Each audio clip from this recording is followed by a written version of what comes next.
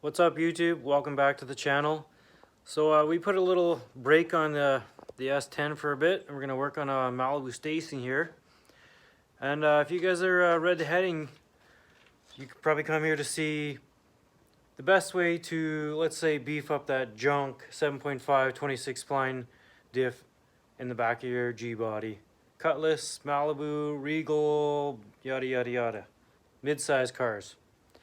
Anyways, I didn't film the whole making of it because there was some problems. I got it all figured out. I did all the hard work. All you gotta do is go to the junkyard or your backyard or wherever you got some S10 junk parts kicking around. And yeah, make your diff a little bit stronger. I'm not saying that it's gonna hold 1,000 PS or 1,000 horsepower, excuse me, but 28 spline is definitely better than the 26.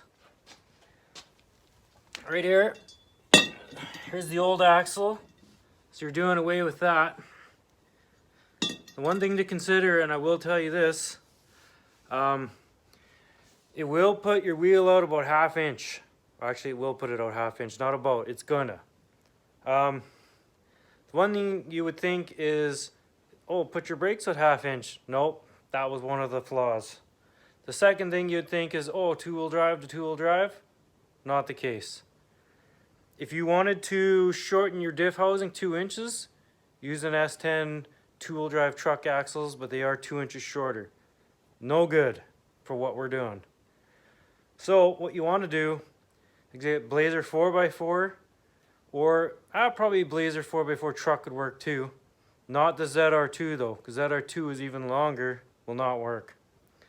The next thing you need to do is you need to take the backing plate off of a two-wheel drive S10 truck. Why? Because the old G-body uses one single bolt for the brakes, and it's just not going to work. It's pretty easy to do.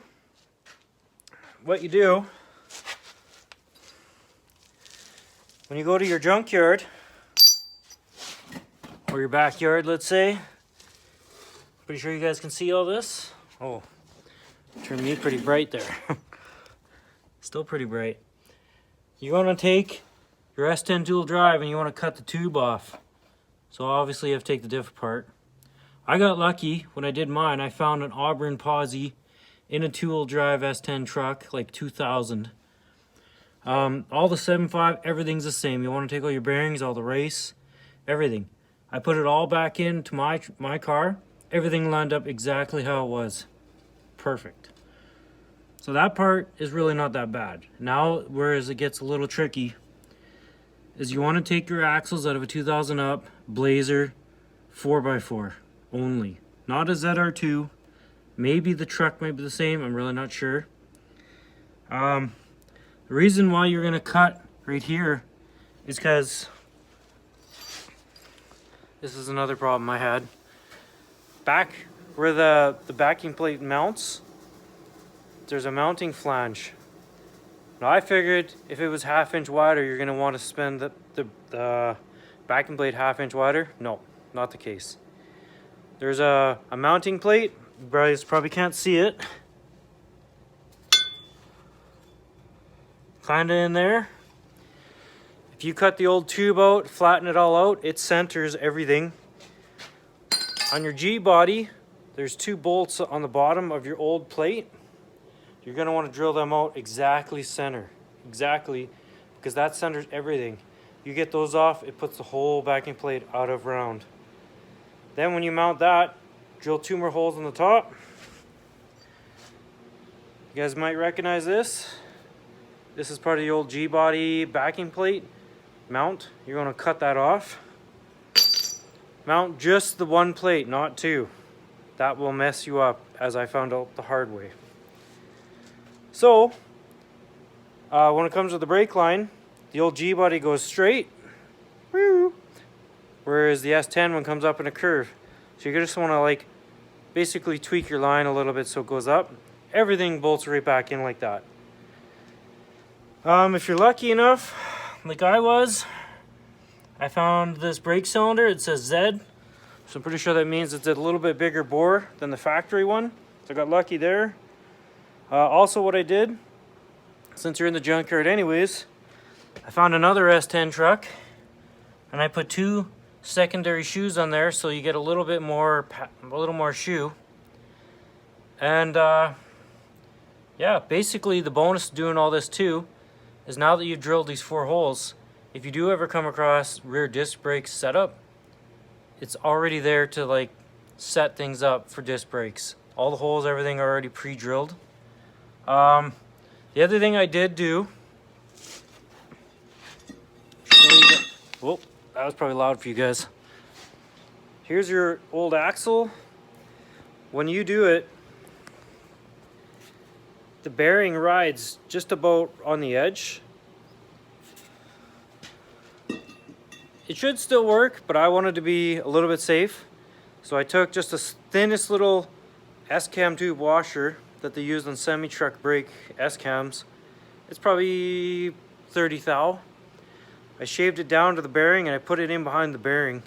Just because the rollers are right on the edge of the machine surface of the new axle. Everything else lined up. It almost looks factory. And the only thing that I did gain is a 1/2 inch on each side of the wheel. So keep that in mind if you want to do this. I'm not saying this is going to be the strongest axle ever, but using Junkyard's parts, now you get 28 spined instead of 26, and your axle does a little bit thicker. So if you got parts kicking around in the back, or you want to go to the Junkyard, I'm into this swap for about 180 bucks. Spend a little bit of time messing around with everything, but if you're watching this video, it's going to be way easier because I just told you all the tricks and you don't have to do the screw ups that I endured. So yeah, we're still planning on LS swapping this Malibu, but I wanted to get rid of a crappy diff and put less crappier parts in there and still use factory parts. Now if you want to do any of this, you can go buy the Grand National diff or try to get an 8.8 in there somehow, but for me, I didn't want to spend too much time, and well, actually I did spend time, that's a lie.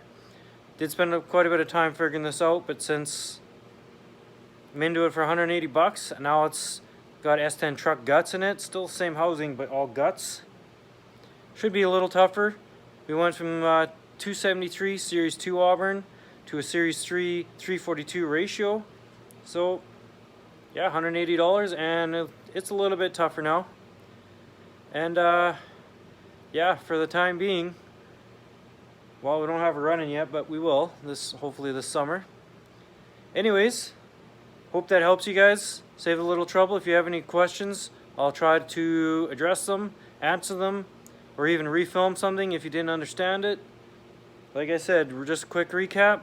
Take all the guts, races, bearings out of your donor diff, and you're going to need the long axles, the backing plates out of a 2-wheel drive S10. Well, 4x might work too. Also with the axles, before I forget, you can't just take any Blazer. It has to be like 2000 or newer. I tried taking ones out of a 96, didn't work. Too short, or maybe too long. It didn't work though. Way not the right length. So anyways, like, subscribe, share, do whatever you need to do. And I'll talk to you guys later. Thanks. Bye.